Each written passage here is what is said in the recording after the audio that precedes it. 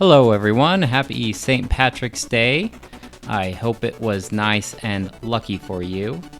I ended up watching The Luck of the Irish, a Disney Channel original movie, or DCOM for the well-versed.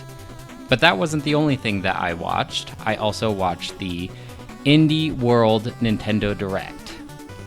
And I watched this during my lunch break live. And afterwards I was just kind of not that impressed with it. I just kind of, I'll be honest, I was kind of hoping for something a little bigger, like, still indie. Obviously, I know we're not getting like Breath of the Wild 2, but I was kind of hoping for something like Silksong, the Hollow Knight sequel or expansion or whatever it is, or like Sports Story, just something a little bigger. I don't think Supergiant's game Hades is on the Switch yet, so just like something big like that. And afterwards I was thinking about it, I went back to work, got kind of emotional almost. I thought about all the presenters. You could tell they were really nervous, just talking about their game and recording themselves, and just all over the world, these people who created something and they were out there fulfilling their dream, saying, here, I made this, check it out.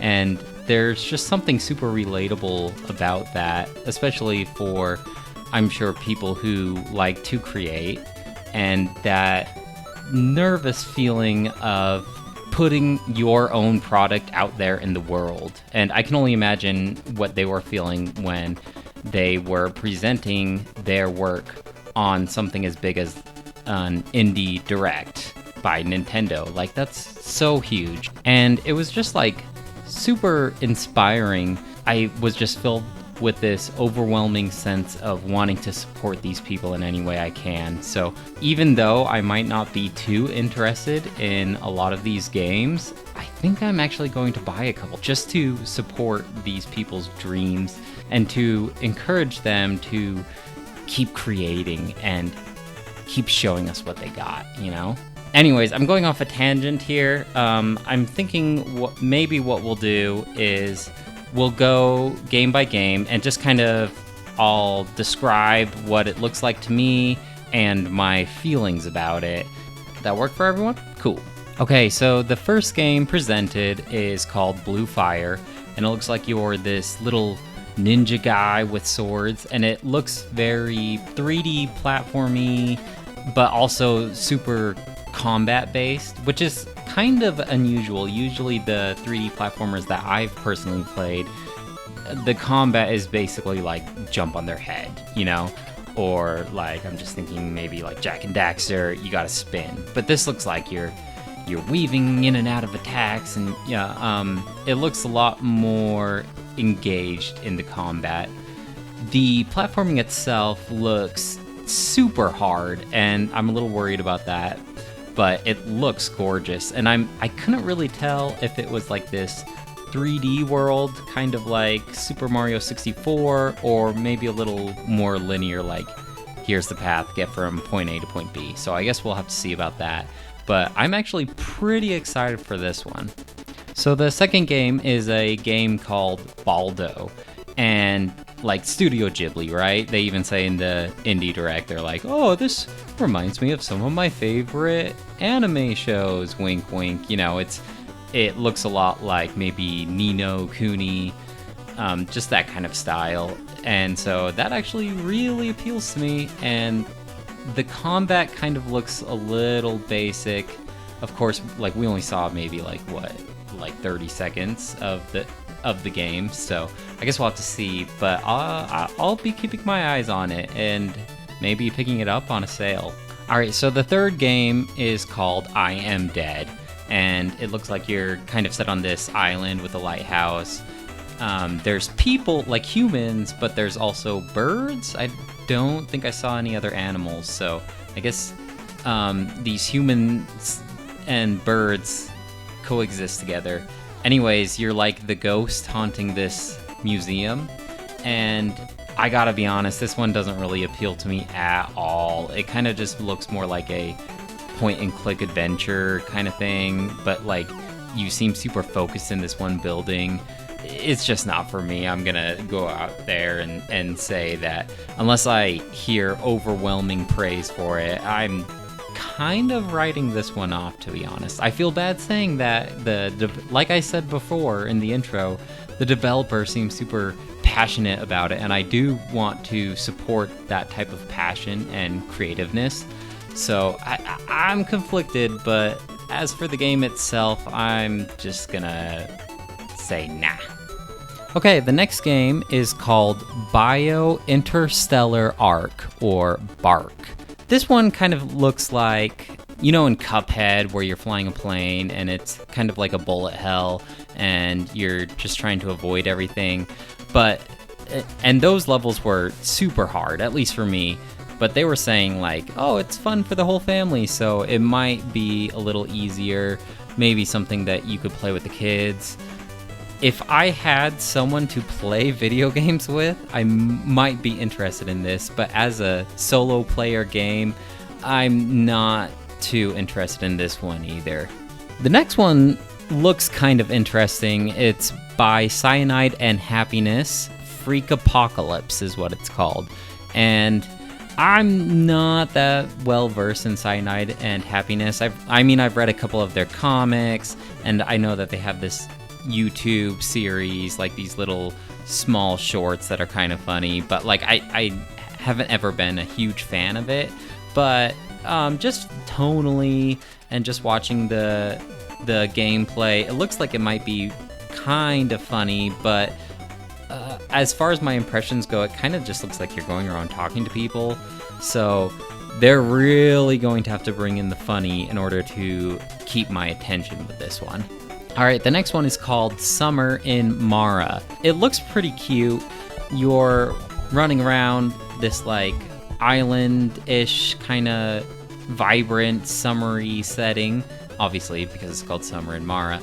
And there's not any combat from what I can tell, but it looks like you're trying to solve these mysteries, and maybe there will be some puzzle solving, and you can run around and a dog will follow you. So, I mean, that gives it a couple points in my book, but another one that's not really on my radar yet. Of course, I'm always waiting to hear what some of the reviews are, but as of right now, it's not one that I will closely be paying attention to. Then there was Quantum League, and I heard them talking about this on the podcast, the Giant Bomb Cast, and basically what it is it's either 1 versus 1 or 2 versus 2, and you play a round, and then you play another round, but your ghost, like your actions that you did the first round, also still happen. So your ghost from the previous round could also shoot at your enemy, but your current person in this round could potentially like run in front of your ghost from the last round, and you could accidentally shoot yourself. It sounds like it's super complicated, but it's a really interesting and unique idea, so I might be paying attention to this one. I don't think I'd be good enough to play something like this on the competitive level, but it might be something fun to mess around in, you know? This one just looks bonkers. It's called The Good Life, and I guess you're trying to solve this mystery, but at night you can turn into animals, and you can ride these sheep around, and I don't even know what to say about this one. It's not like anything I've seen before. It definitely seems quirky and with some charm, but again, it doesn't seem like it would hold my attention that much, to be honest. The Last Campfire is another one that really caught my attention. Loving the art style. It looks like it's going to have all the feels. You look like you're this possessed pillowcase guy, and you're being led by this spirit flame, and he's navigating through this old ancient ruin, and it looks like there's maybe the people of his past who are deceased in this dungeon is just kind of my first initial impressions.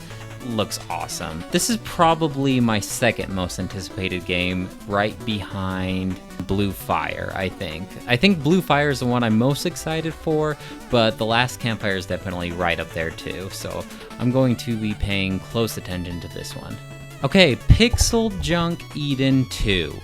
And I've heard the name Pixel Junk before, never played it. The visuals definitely look interesting to me. It kind of seems like a fun pick up and play for a couple minutes. I don't know anything about it, so forgive me if you're a huge Pixel Junk fan. Maybe I have to give the first one a try. This one looks interesting. Looks like it might be a little too hard for me.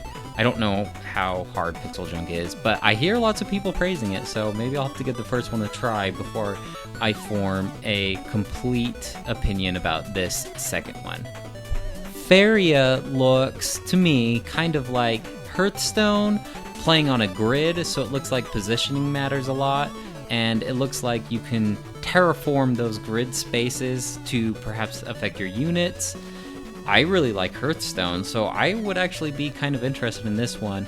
Of course, like I said before, I don't really have anyone to play games with, and I'm also really only playing the Switch on the go. I'm never really docking and playing at home connected to the internet, so I'd probably just be playing against computers the whole time, which might be okay depending on how intelligent the AI is. And another thing is it doesn't look too complicated. It doesn't look like Yu-Gi-Oh! Card game or anything like that, so I might be interested in this one.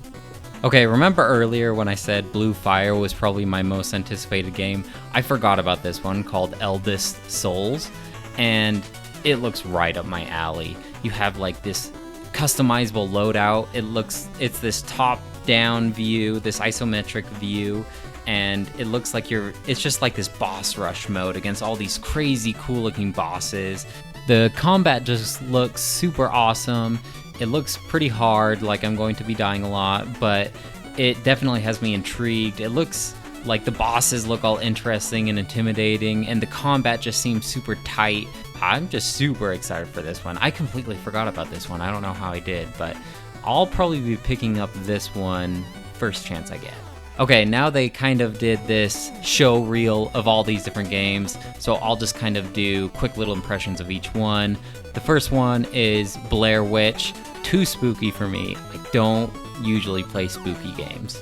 The second one is Ghost of a Tale, and it looks like you're playing this mouse in this medieval setting, kind of like that old show called Redwall, I think. And I'm pretty interested in this one, actually. It looks like instead of monsters, it's like these bugs and snakes, because it's all from a mouse's point of view. Pretty interesting, actually. Next one is Skye. It looks like you're just kind of flying around. I didn't see anything that seems like it would appeal to me, but like I said, I only got maybe 10 seconds of footage, so I can't really form an opinion on this one. Next one is Skye Racquet. It kind of looks like Bark. I think I'd rather play Bark than this one. Next one is Superliminal, I think it's pronounced. This one looks like you kind of play around with these objects to solve puzzles to get to the door. Doesn't really look like it is something that would appeal to me, but we might see. I did love Portal, so if there's Portal-like elements, maybe a funny narrator, it might keep me invested in it. Next one, I don't even know. It's called Wingspan, and you have these bird cards with stats on them. I mean, it looks unique for sure. I've never heard of a bird watching card game before, so I'd never heard of it before. I'll have to see what others think about this one. Then we have Dicey Dungeons. I've heard a couple podcasters rave about this one. It looks like you roll the dice and that affects your spells. So it looks a little chance-based, but it looks like there's still some strategy involved. It looks kind of quirky. The enemies are like these cartoony-looking guys, like a frog with a sword.